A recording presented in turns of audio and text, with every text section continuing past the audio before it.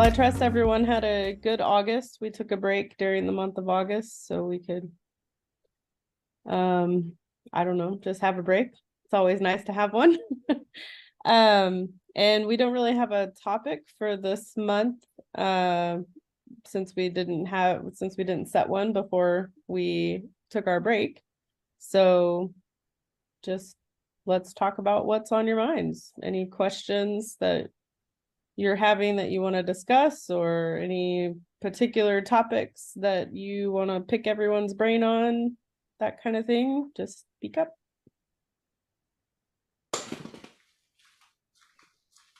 Well, I might mention something that we talked about before. I don't know what the topic was maybe anticipated for today, but a couple meetings ago, we were talking about PTZ cameras. Does everybody remember that? So I've been using a couple of little devices that are really very inexpensive. You just clamp your cell phone in them, and they just follow your face around wherever you go. And so I set two of them up in my home and played around with it. And, if you're within 5 to 15 feet, well, it just follows you around the room wherever you go.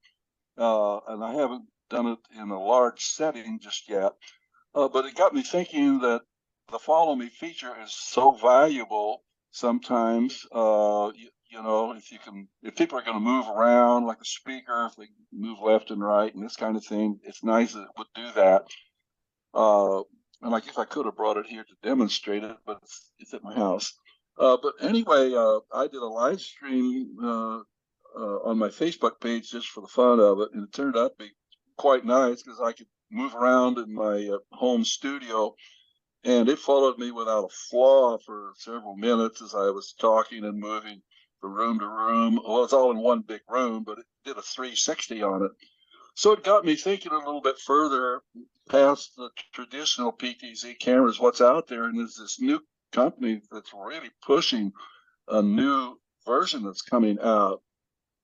And they're pushing it for all kinds of activities, including sporting events, horse races, exhibits, and ball games. And it's amazing the AI that's involved in some of these new cameras. And that way you can have something without an operator on it, maybe as a backup to another camera. Most times we've got the one person that can operate one camera, but if you've got a second or a third camera that you need and you don't have somebody trained to operate it, sometimes that automatic follow focus would be really nice. So has anybody else been following that? We have a gimbal that we got that is similar. It has you download an app on your phone and you mount the iPhone on it, and then it has a tracking feature where it will follow you around and stabilize the camera as you're moving around and stuff like that. It's really cool. We haven't used it much.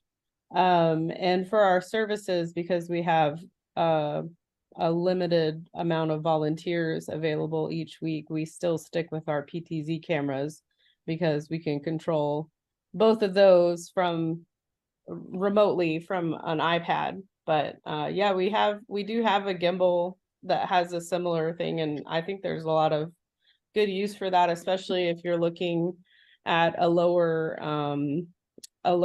cost system that you're trying to set up, like maybe a beginner system or something. I think it might be great for that.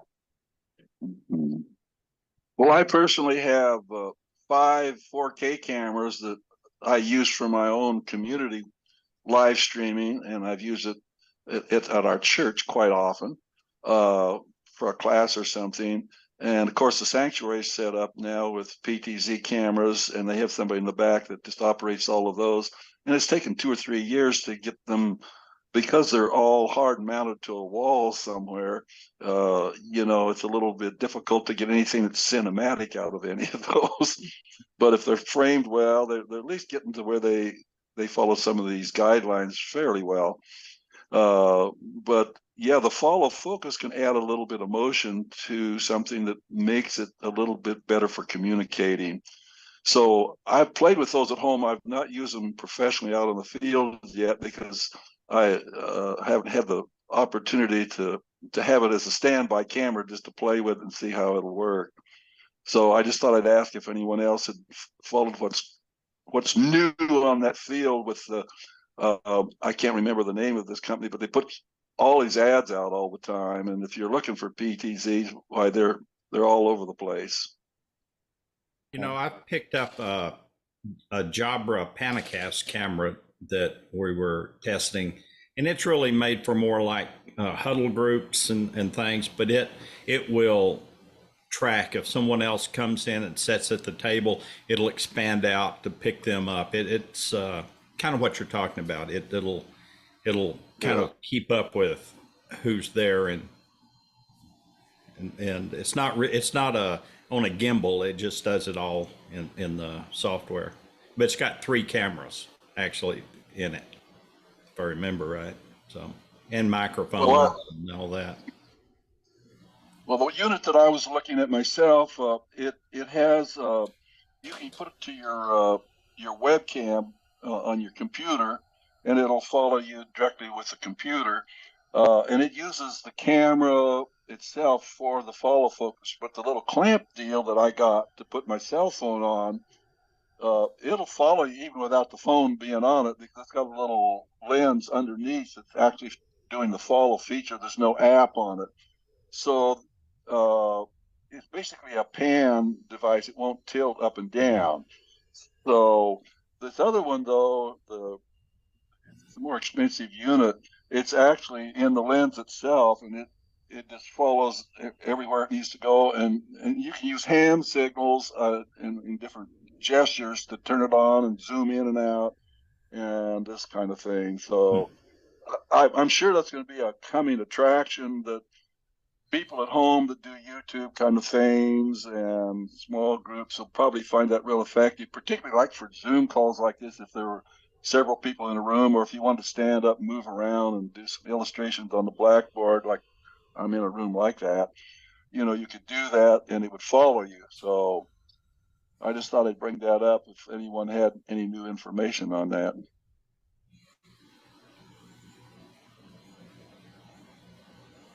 Any other comments on this topic?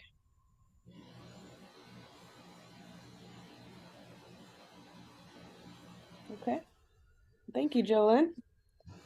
Any other things that we'd like to discuss?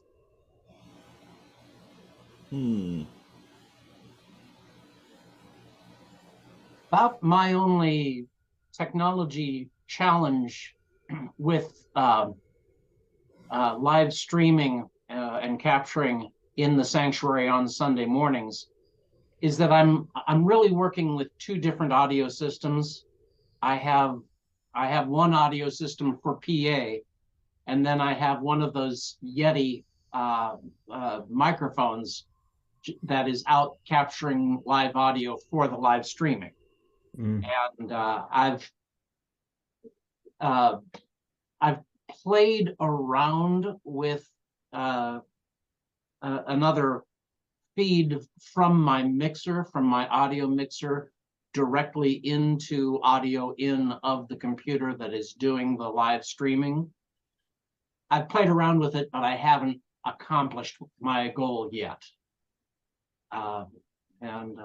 It's not really a problem. There is a very, very slight delay between what you hear and what you see if you're watching the live stream, but it's not significant. It's not really noticeable. It's actually more noticeable in the sanctuary. If you're in the sanctuary, then you see my mouth moving, and a few seconds later you see the projected screen. Live streaming, you'd barely notice it at all, and I've wondered how much benefit I would get. Well,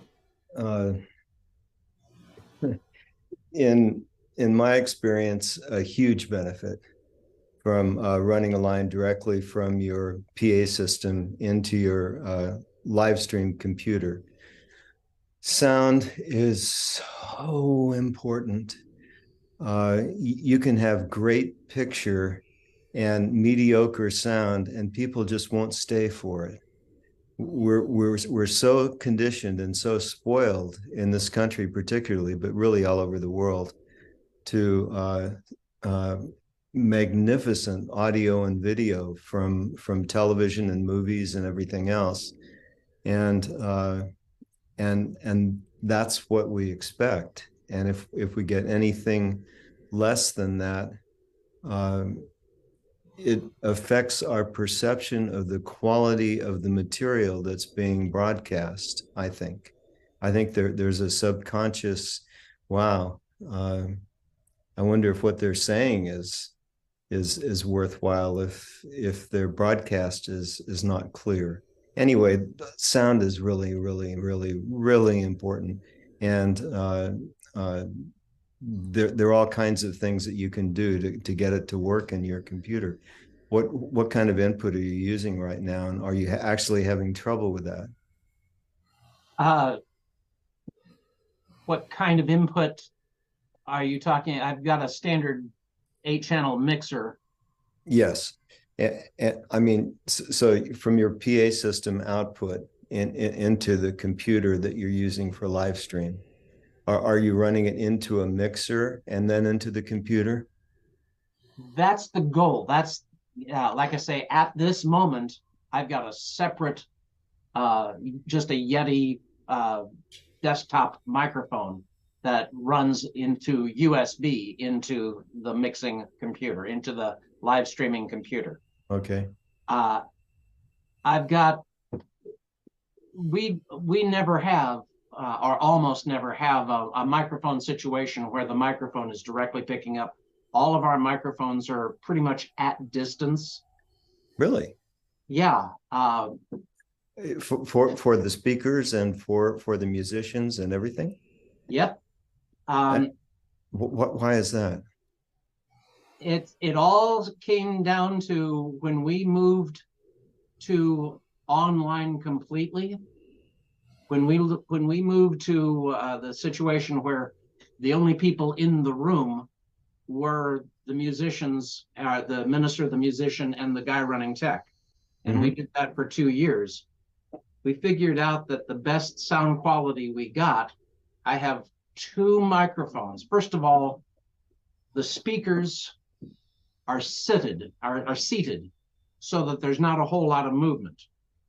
And we create a zone of audio with 2 microphones in the dais area. Pretty good.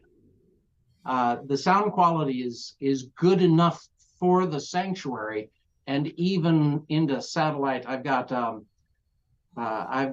satellite speakers and a satellite monitor out in the fellowship room, so people can stay out there for the service if they want.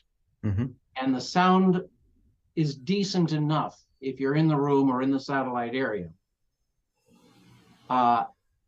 So then all the Yeti does is pick up audio for the live streaming. It's picking up sound that's coming out of the speakers in the room, right? Yeah. Okay. Anything that's audible in the sanctuary will get picked up by that Yeti. Yeah. And except that things are maybe just a little too soft for the meditation or a little too loud for the music, the sound is pretty good quality. Okay. Well, you're the judge. Just the level situation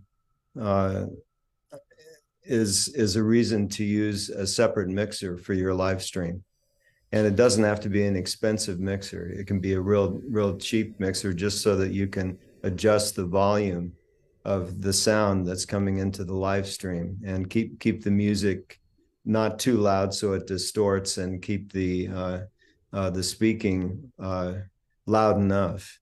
And you can turn up the meditation as well. Do you monitor with headphones? No.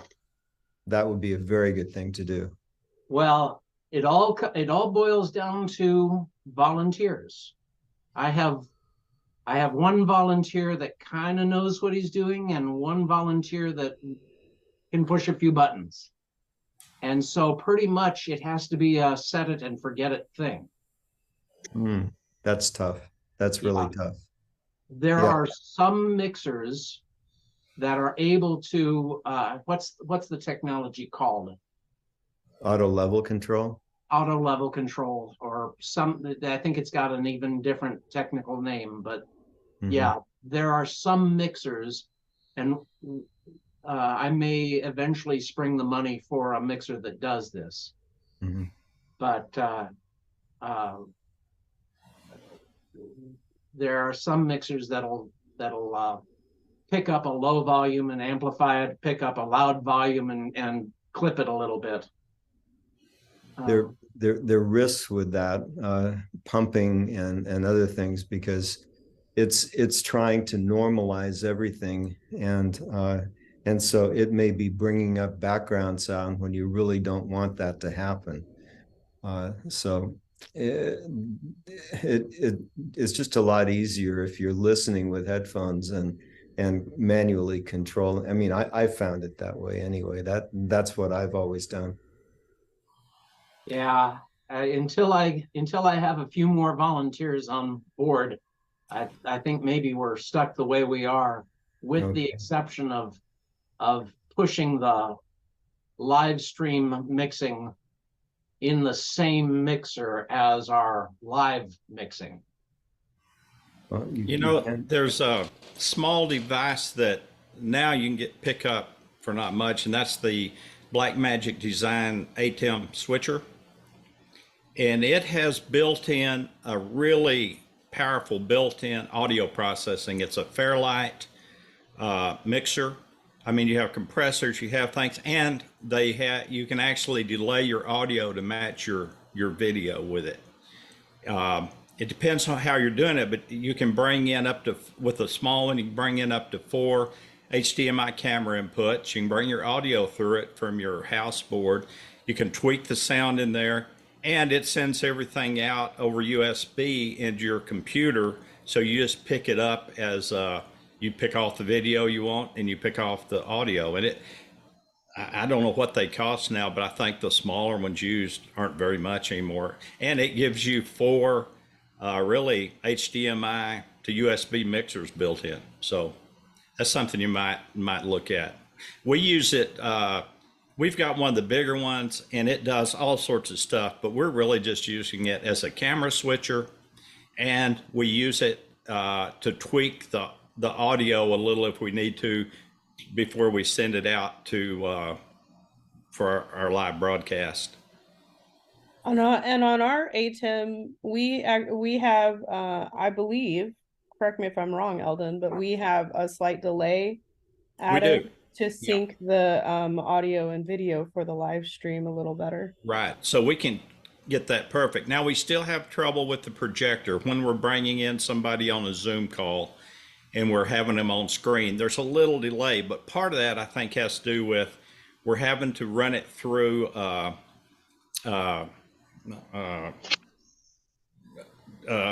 HDMI converter to a VGA converter for our old projector. So we get a double whammy on the delay there, but it's not so bad. But we can really keep what we send out over the internet, we can match it perfect. I forget how many frames you can move the audio, but it works well. That's called an ATEM device, ETEM? ATEM, and it's from Blackmagic Designs.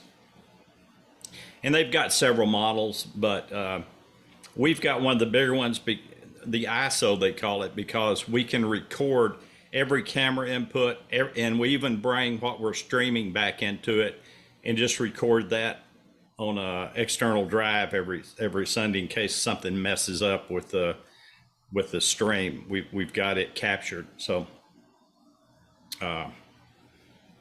but the audio is what's amazing in it. It comes with you download a program and you can bring it up on your monitor, and you can just really do a lot with the sound.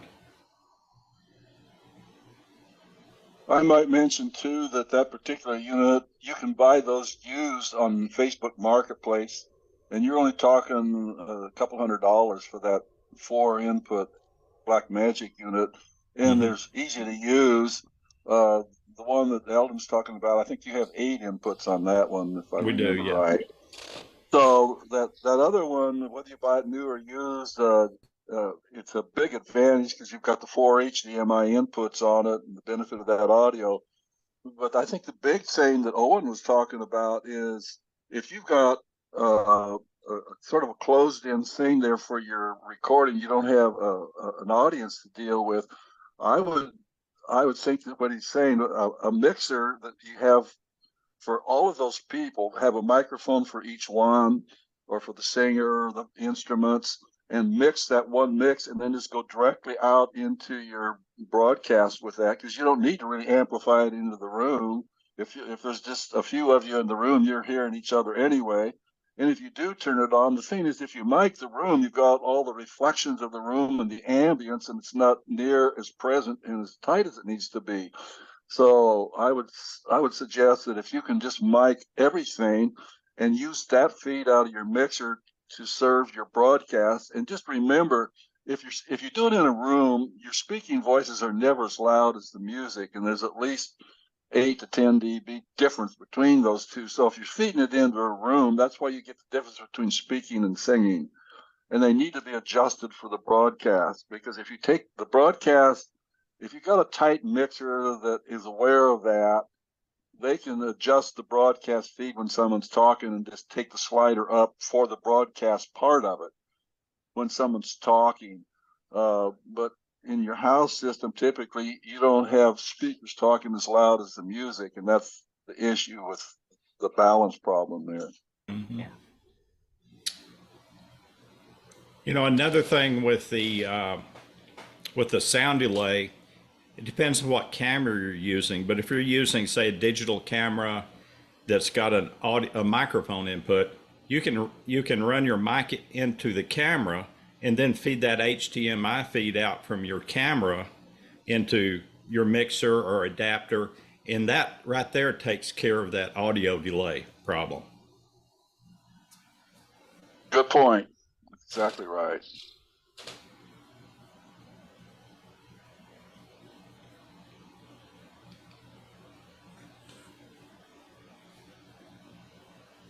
Anybody else having any issues with your systems right now?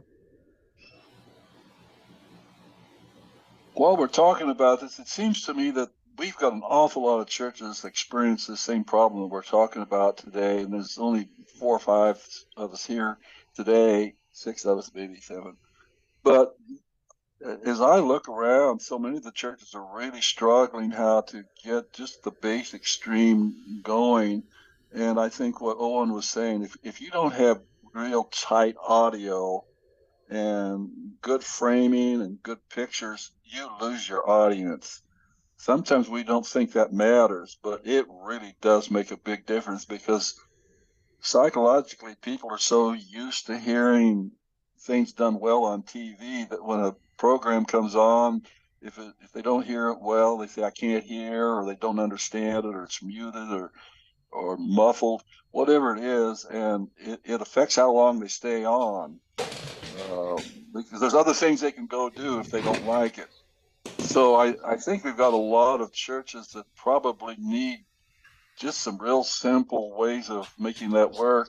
I know one of our Sunday school classes that streams in the morning, they just been turning on a cell phone in the room, and the problem with that is they hear all the noise in the room. You know, people walk in the door's open and shut, and people go to get coffee, and you hear their footsteps and all this other kind of stuff. And the sound of the speaker is so echoey that it isn't really desirable to listen to. And I see this is a common problem with church after church, particularly the smaller churches. You know, a large church that's got somebody tech oriented on it, that all these problems can go away real quick if they know what they're doing. But so many of our churches just don't have that. And and they're the ones that really should be on this today. We probably got 1,000 churches that ought to have someone of their staff watching these things to know how to fix them. But I noticed our Sunday school class, like last week, the person was doing it isn't there any longer. So they just gave a cell phone to somebody else and they just put it on the clamp and set it 10 feet away from the speaker. Well, all you can hear is just all the noise in the room of all this kind of stuff going on, you know, and people banging on the table and clattering chairs and babies crying. And all those distractions just make it to where the audience, they just leave and go away. Thank you. Yeah, that's a really good point. And the other thing is that microphones hear differently than our ears do. Somehow our ears and our brains can pick out sounds and focus in on them and hear them clearly when we're in person. But a microphone hears everything the same. And and the way to overcome that is to be close to the microphone. So I don't know how I'm sounding here, but my ears are hearing my voice bouncing off of these hard walls, and it's very echoey in this room for me. And if I'm close enough to the mic here, that might not be an issue. But what we try to do is get everyone in our service close to a mic. The musicians, I hound them to get really close to the mic, and our speakers, we have headset mics where the microphone is right next to their lips, and so I don't have feedback problems because the distance between their lips and the microphone is so much less than the distance between the microphone and the speakers. And it sounds good. When you hear the broadcast, it sounds normal. And to get a microphone that normally hears everything to sound normal, you really have to work at it. And that's what we do. We just have the people get really close. So one of the things that we had during COVID at Unity of Melbourne, we had the headset microphones for our speakers. And when during COVID, the mask was causing a significant issue with that. So I went with a clip-on lavalier. Well, depending on the type of apparel, I won't say dress, but apparel that ministers wear, it would, when I would clip it, they might be wearing a necklace or a chain or something. And depending on if you could move the clip 90 degrees or rotate it, sometimes it would be pointed, the microphone would be pointed this way and pointed up underneath or down. It just has been inconsistent at best. And when I have suggested to our now senior minister that that's something that she has to take into consideration of what her appearance is and wearing necklaces or things like that, it is an issue at times. Just something. yeah. What's the joke? Church would be great if it weren't for the people. We have problems with women with long earrings using a headset mic because they bang on the microphone, and so we've had very good cooperation. Though they're willing to take off the earrings to before they talk. Yeah, there's always something. Well, you know, I've never had a lot of trouble with clip-on microphones. I think it takes a little bit of study maybe on how to clip microphones on. But if you watch these broadcasts on TV, you know, particularly live broadcasts, they've all got microphones clipped on, and sometimes they're even the same color as their clothes because they don't want them to show, you know. But if you've got a microphone within, you know, 6 to 10 inches of your mouth, it's not going to be quite as tight as one that's right there by your lip. But unless you're having a real gain before feedback problem, clip-on microphones can work quite well. And If a depending minister's on depending on the outfit that they're wearing. Yeah, so when I see that, and I always get there early enough to work with people. If I'm going to put a wireless mic on, of course, I want to get the wire out of the way and clip it on right so that it's done well. And depends on, you got to work on if they don't have a belt to clip it on or some part of their clothing that you can put the lavalier, the wireless pack on. I mean, I assume you're using wireless, or otherwise you still have to clip on something.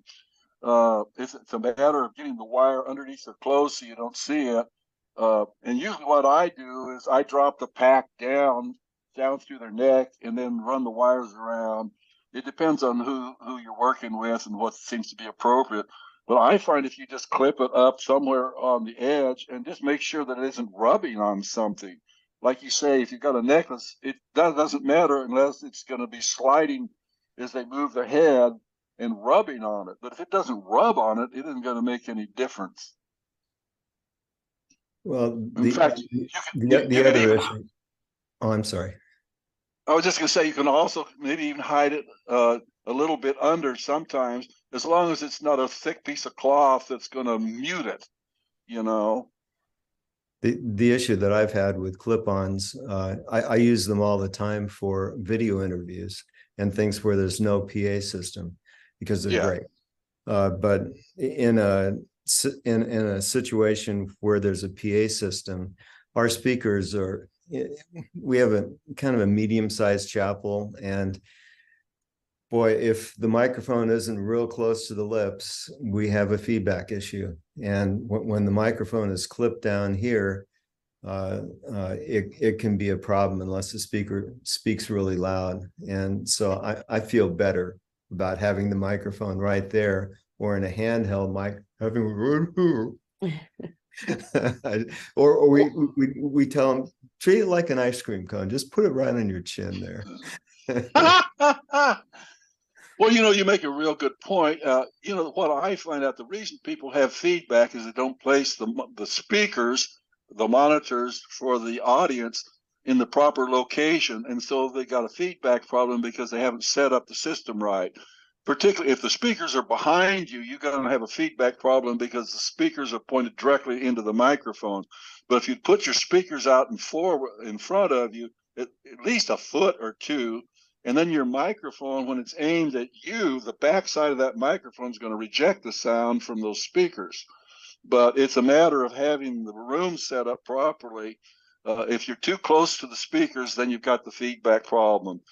But yeah, I know that's an important consideration. And when I got here to New Braunfels, I had to rearrange the whole PA system because they had just what you were talking about. The speakers were behind the microphones. They changed the stage configuration. Originally, it was fine, but they didn't change the speakers. So. All right, folks, I got a similar type issue. We're moving from one building to another in the next 3 weeks. I've got 4 JBL CB100s that are mounted. They're mounted on the wall in the sanctuary. The first one is about 8 feet from the front of the stage, and the other one is back, the other on either side.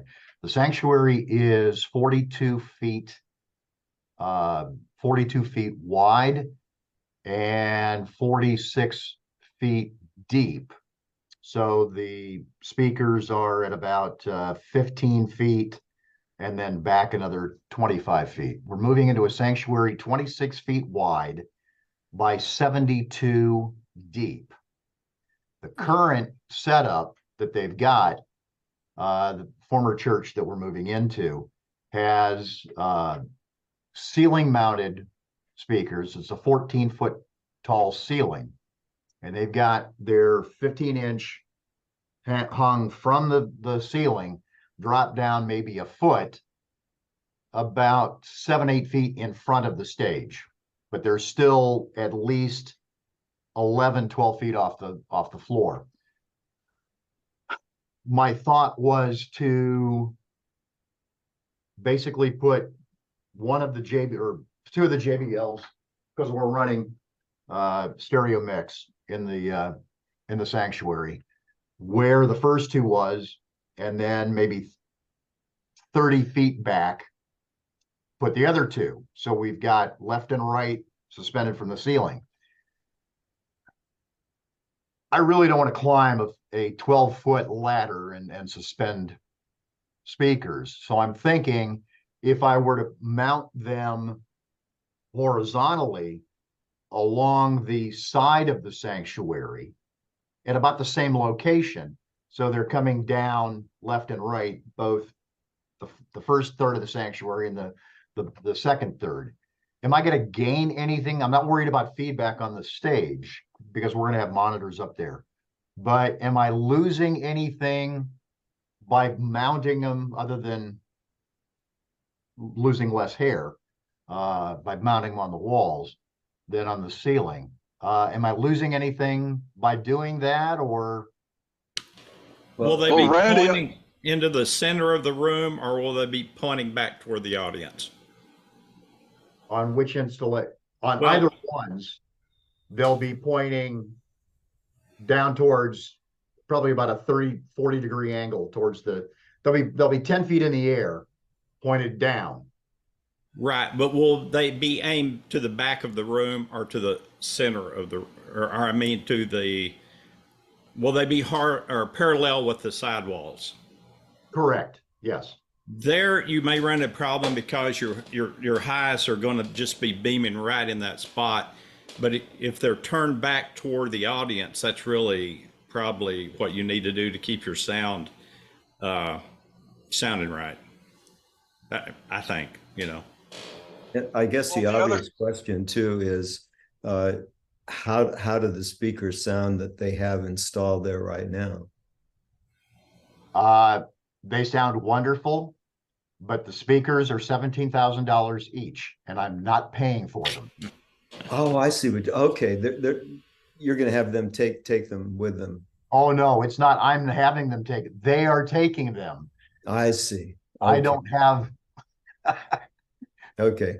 If I've got 4 JBLs that are $1,200 a piece, I can't afford one of their speakers, let alone. Sure. Okay. Sure. Well, the JBLs will do a good job. JBLs are doing a wonderful job for us. And I think they're going to be just, I won't say overkill, but they're going to be good. And I prefer now not to mount them vertically. I'd prefer to mount them horizontally. We have them mounted vertically right now. But again, it's an 8-foot tall ceiling, and these speakers are 3 foot tall to begin with. So people are having to get out of the way so they don't bonk their head as they walk the aisle next to the walls. So are you going to do a time delay so that you don't have that issue with the speakers in the back and the speakers in the front? That's a pretty significant distance. Mm-hmm. I had not thought about that. The sequencers are not that expensive. We put one in at Unity Church of Hawaii, and it just you just dial in how far it is and how much delay you want. Where does the sequencer go in then? It goes in. Well, these are amplified speakers. No, they're amplified. Yeah, we've got a Crown 600-watt amp that feeds them, that drives them. Okay. So you need a separate amplifier for each set of speakers, and you feed, and so you run the output of your board into the sequencer, and then you run the output of the sequencer into the front speakers, and you run the separate output of the sequencer into the back speakers. And there's a delay there so that when anyone is standing anywhere in the church, they'll hear the same sound coming out of all the speakers. I get the idea. Yeah, and that will make a difference.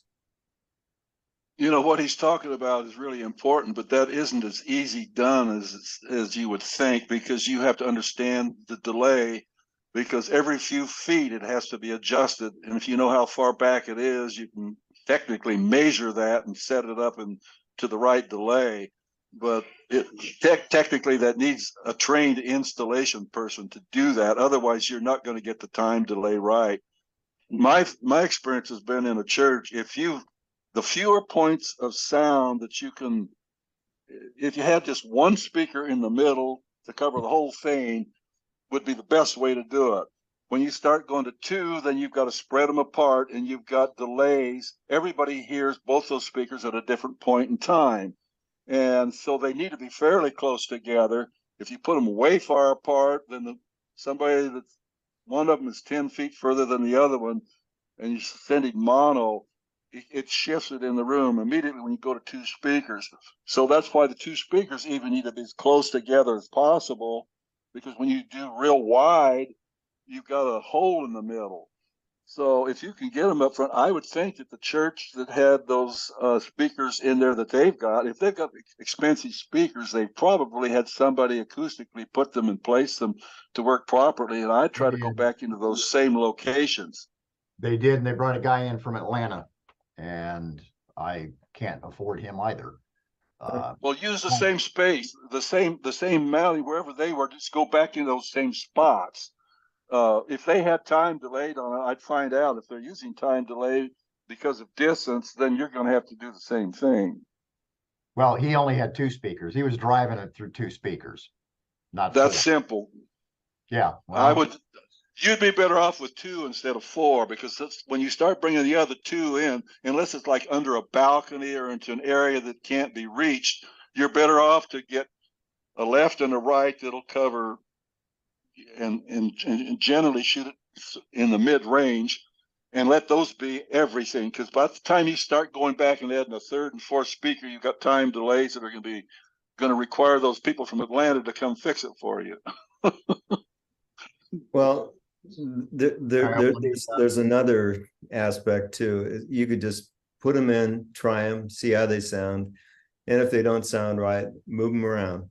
You know, it's just practice on the walls, and it's not a big deal. You know, oh, and you're going to have me hanging from the ceiling for weeks. I mean, that's I hate ladders myself, and I just do it. You know, because what else am I going to do? Yeah, well, I may do just two and see what happens, and then. Do you have some stands that you could put them on for your first trial, and just get them 8 feet, 10 feet off the ground? No, and just go left and right on. The JBLs don't have stands. They're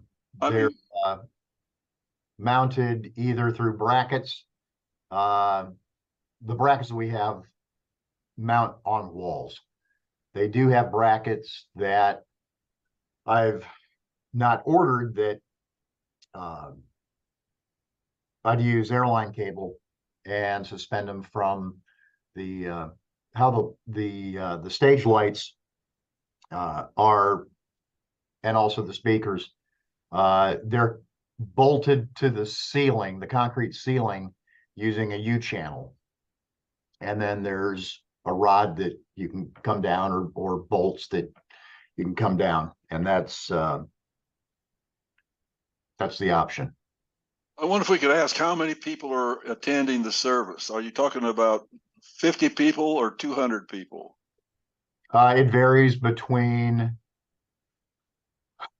60 right now. With us opening up, I'm expecting about 140. And they're pretty much in a rectangular situation. 26 by 72 is the sanctuary.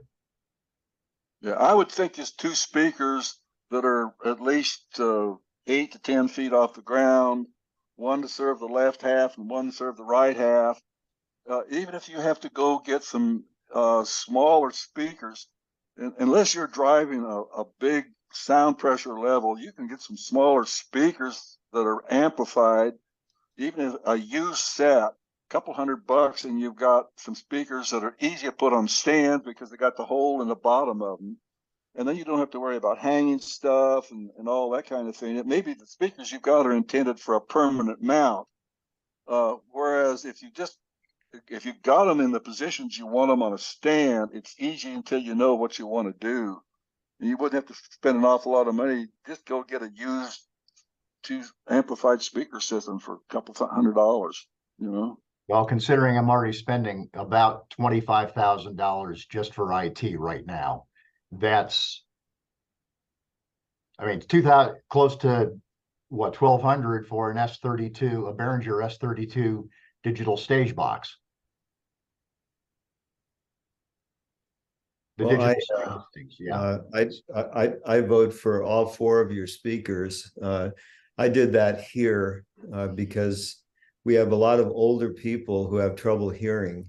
And the more speakers that I have, the closer they are to those speakers and the better it is for them.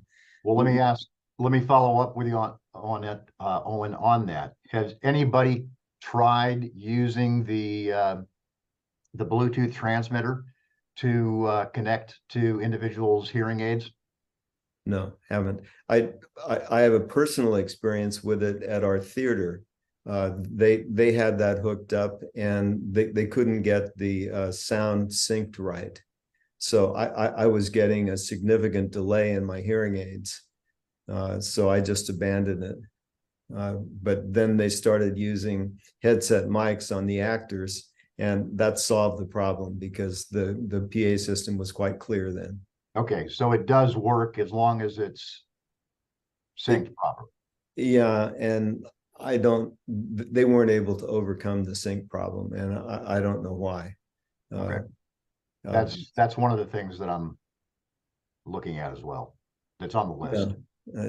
But providing sound throughout the house and with your 4 speakers, I think would probably solve that problem. And just, I've just suggested that people who have particular hearing problems and don't want to wear hearing aids should sit close to those speakers. Or sit right underneath them, since they'll be 12 feet above them. Yeah, telling people where to sit in a church, of course, doesn't work very well. Not really. Reserve 4. All right, well, thanks on that. Well, we have about 10 minutes left. What do we want to talk about next month?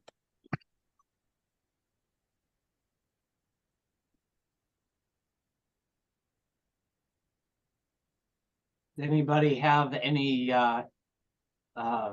really exceptionally good experience with a CRM system, with a church management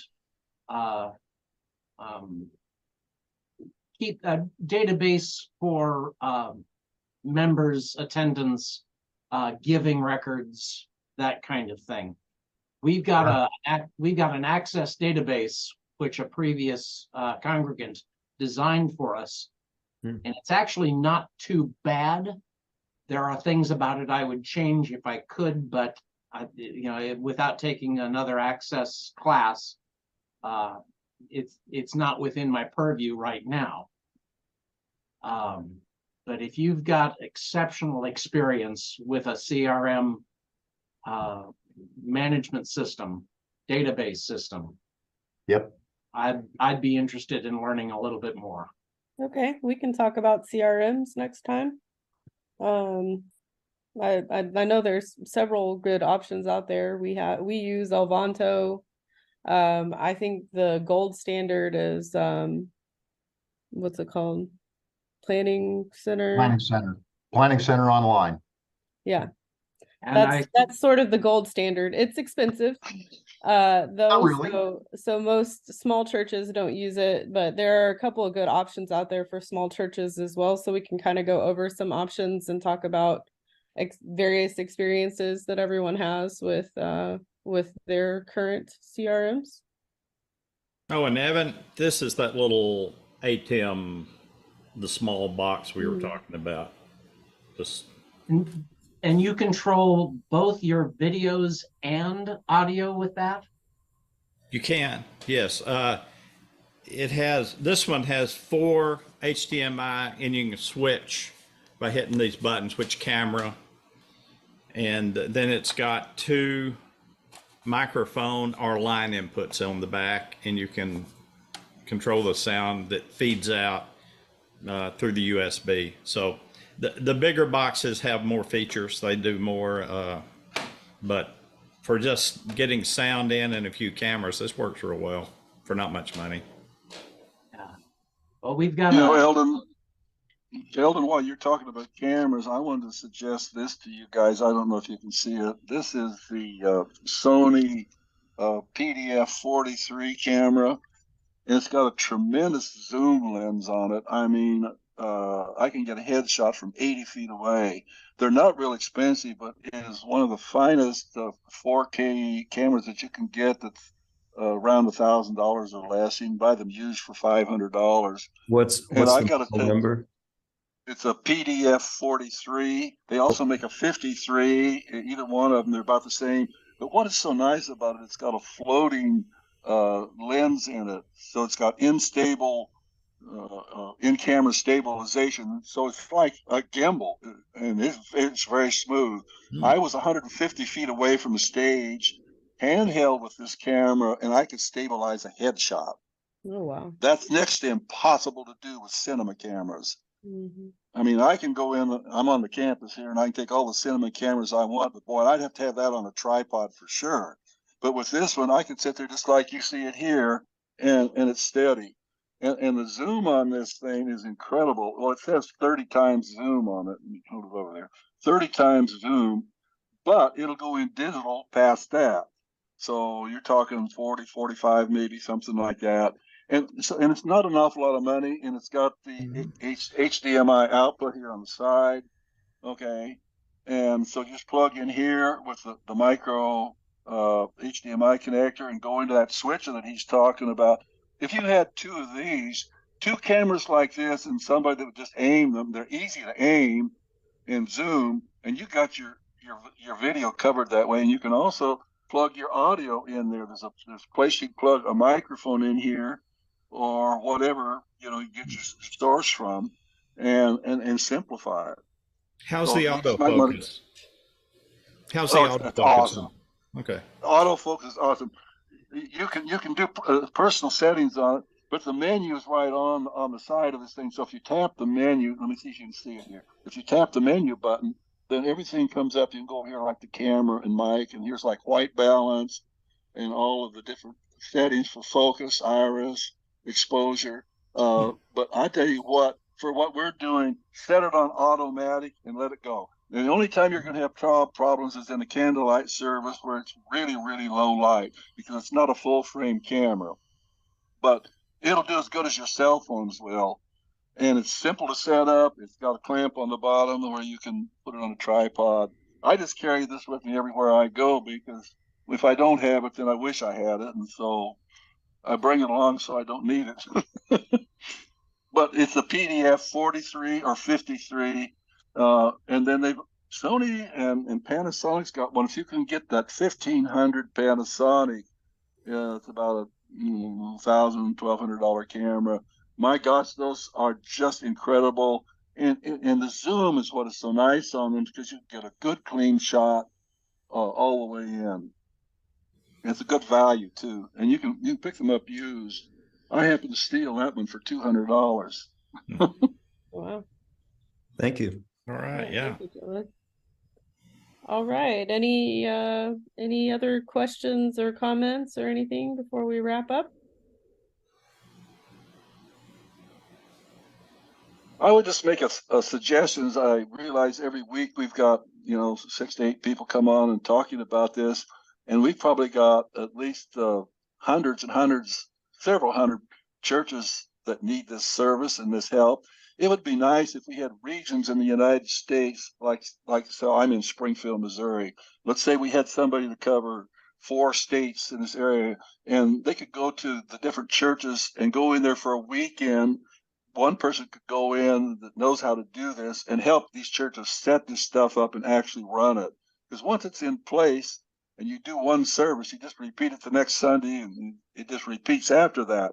but so many of them don't get it set up right. You know, either the location for all the equipment or it's not connected right. And someone with experience could come in as a ministry and do that. And you could take one or two people and go to one church, or maybe in an area, cover one Sunday morning, maybe one in an afternoon or evening, and then another church the next week, and just move around and help some of these churches. I think that would just be an awesome way of, because I see so many of them that are just struggling to get it together. Well, if I win the lottery tonight, I'll set up a fund for that. It sounds like a great idea. Yeah. Well, Abraham Hicks, Abraham Hicks says, "Ask and it is given." We're all affirming that Owen wins the lottery tonight. Hey. All right. What's 10% of 250 million? It's enough. It's enough. Enough. Well, you know, our church got one of the grant programs for some cameras, and without having proper guidance, they bought a bunch of stuff that wasn't the right stuff, and it wasn't connected well, and it wasn't used well. And the investment could have been a whole lot more effective if there had been some real experienced leadership from the very beginning, buying it and setting it up and making it work. And obviously it's a skill that it is a specialized skill, and the average layperson wants to help, but if they're not trained in it, it's just very, very difficult to do audio and video, deal with the aspects of it. And then you've got staging, you've got lighting to deal with.